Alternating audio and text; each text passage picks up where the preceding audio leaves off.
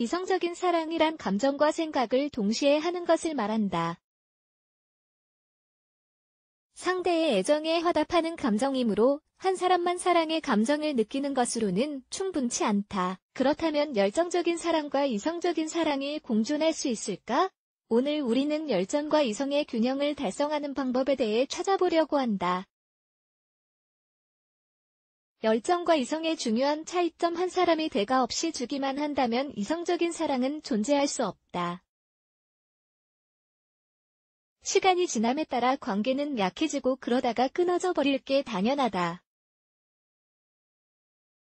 한 사람이 의심하거나 아니면 상대방을 자신이 사랑하는지 확신하지 못한다면 그건 그렇지 않다는 것을 의미한다. 관계에서 상처를 주는 사람이 늘 있지만 이는 단지 상대방이 사랑하는 방법이나 올바르게 표현하는 방법을 모르기 때문이다. 이러면 영구적인 피해를 막기 위해 관계를 끝내는 게 좋다. 이성적인 사랑은 상호적이고 균형 있고 조화롭고 공정하며 또 정직해야 한다. 관계가 이와는 정반대인 것으로 밝혀지면 그때는 자신을 돌아보고 다른 길을 찾아보아야 한다. 열정적인 사랑을 하는 사람은 자신의 감정에 따라 행동하며 이성은 신경 쓰지 않는다. 그들을 주도하는 건 성적 매력, 욕구, 자극, 감정 및 기타 요인이다. 때로 열정에 빠진 사람들은 순간의 흥분에 휩쓸려가서 자신의 행동에 대해 생각하지 못하는 경우가 있다. 또한 어떤 사람은 열정이 사람들에게 깊은 상처를 줄 수 있다고 말한다. 게다가 어떤 경우에는 결국 폭력과 다른 끔찍한 상황에 부닥칠 수도 있다. 감정과 이성 관계에서 감정과 이성 사이의 균형이 깨지면 좌절하고 속이게 될 뿐만 아니라 자존감이 파괴된다. 또 다른 감정 중에서도 다음과 같은 요소가 나타난다.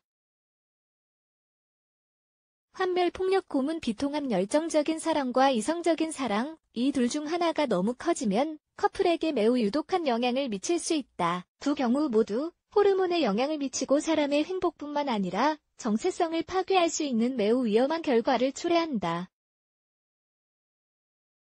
어떤 경우에는 사람이 이런 종류의 상황에 지속해서 처하게 될 때 결국 병에 걸리게 된다.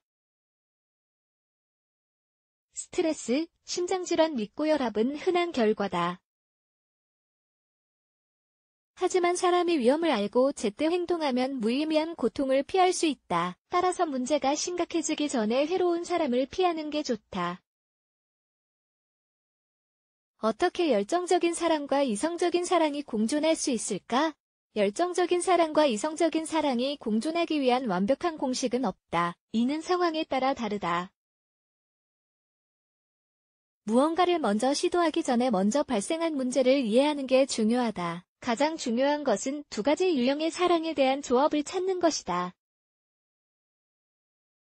즉, 특정 관계에 대한 각 사랑의 적절한 정도를 찾는 게 좋다. 이는 문제에 빠지지 않고 공정한 결정을 내리는 능력을 의미하므로 고통과 기타 합병증을 예방할 수 있게 해준다. 관계에 있어 이성이 없다면 이는 이미 실패의 테두리에 있는 것과 마찬가지이므로 성장하기가 매우 어렵다. 그것이 바로 열정과 이성이 항상 함께 가야 하는 이유다. 열정 또는 이성, 꼭 선택해야 할까? 이 질문에 대한 대답은 아니오이다. 실제로 우리는 열정적인 동시에 이성적일 수 있다.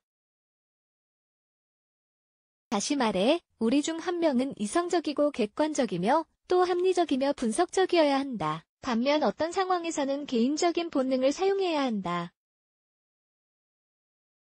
우리가 걷고, 옷을 입고, 먹고, 춤을 추는 방식 모두가 본능적이고 이는 주의를 끌 수 있는 힘을 가지고 있다. 그렇다면 어떻게 더 매력 있는 사람이 될 수 있을까?